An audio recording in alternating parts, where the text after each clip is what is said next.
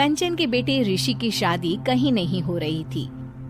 एक तो ऋषि मोटा, ऊपर से कमाई भी कोई खास नहीं, लेकिन कंचन को तो शौक था मॉडर्न बहू लाने का, और उसे एक दिन ऐसी लड़की मिल भी जाती है। हमें तो आपका ऋषि बहुत पसंद है, लेकिन मैं आपको साफ साफ बता देती हूँ, मेरी बेटी के शौक थोड़े से अलग है बहन जी। अरे बहन, हमें सब पसंद है। आपकी प्रियंका जैसी लड़की की तलाश मुझे कब से थी। जींस पहनकर अंग्रेजी में गिटर पिटर बोला करे। अरे बहन जरा सुन तो लो, मेरी बेटी के शौक क्या क्या है। अरे नहीं नहीं बहन, बस लड़की को देख लिया तो सब कुछ देख लिया।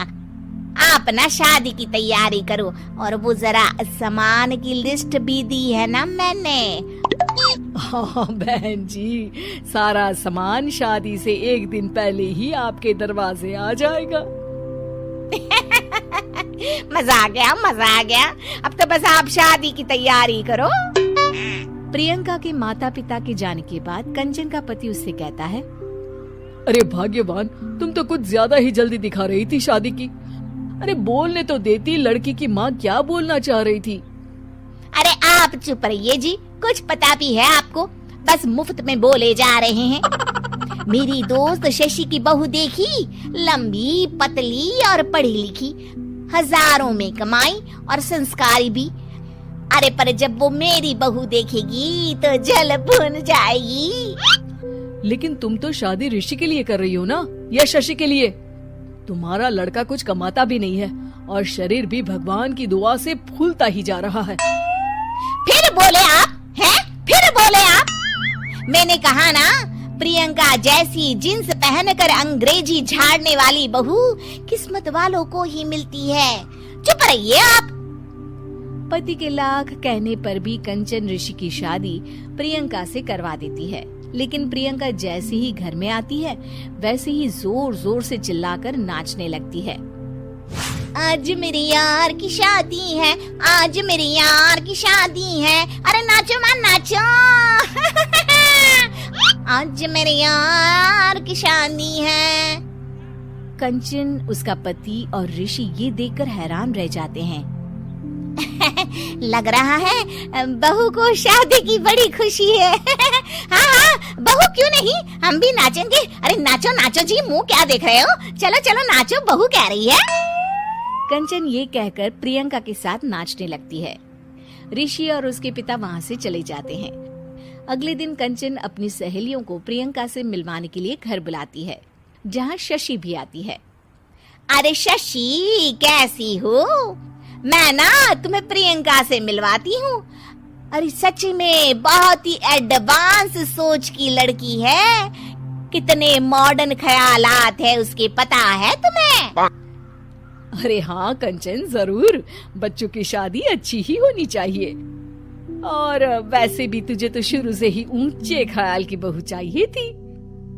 तभी कंचन की सहेली कहती है, अरे कंचन बुलाओ ना प्रियंका को, हम भी मिल ले। अरे बहू प्रियंका, जरा बाहर तो आना।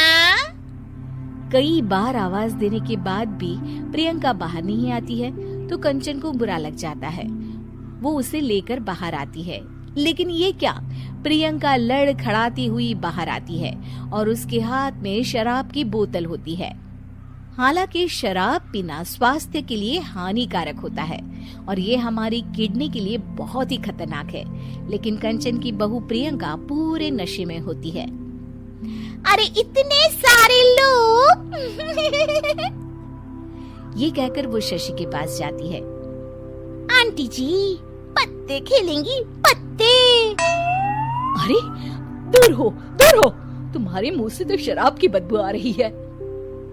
अरे कंचन, माना तुम्हें मॉडर्न बहू चाहिए, लेकिन आधुनिकता का मतलब ये तो नहीं ना।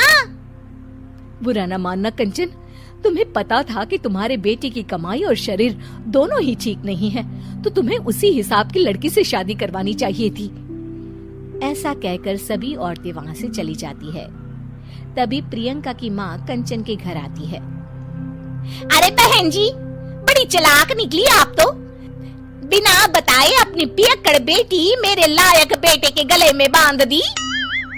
आय हाय, बड़ी आई बिना बताए। उस दिन जब मैं ये बात बता रही थी तो तुम तो सुनने को भी तैयार नहीं थी। अब भुगतो तुम। ये कहकर वो वहां से वापस चली जाती है। सबके जाने के बाद कंचन अपना सर पकड़ लेती है। हाय रे, आधुनिकता की अंधी दौड़ में मैं अपनी संस्कृति ही भूल बैठी थी। अब तो राम ही बचाए मुझे।